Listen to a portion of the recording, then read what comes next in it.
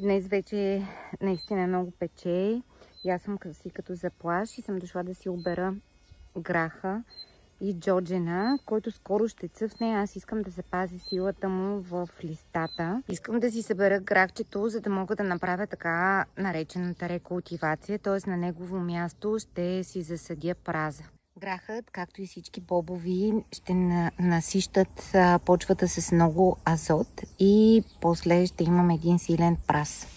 Винаги съм се чудила кога са готови грахчетата. Ето аз тук събрах едни дебели шушулки.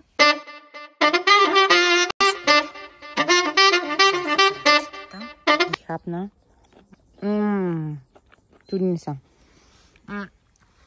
Ще събера и джоджена. Джоджен и грах. Много добра комбинация да растат заедно, а пък после и на супа.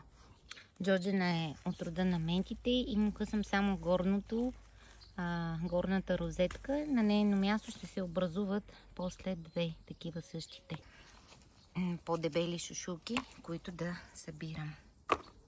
И това е за днес. От тук насетне следва една много важна практика за успокояване на вечно препускащи умове. Нарича се лющене на грах и мисля да я възложа на някои от тинейджерите, когато се върнат от училище.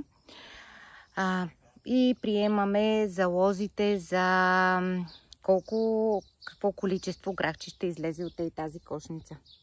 Така ще си изсуша джоджена и част от лайката и невена, които събрах.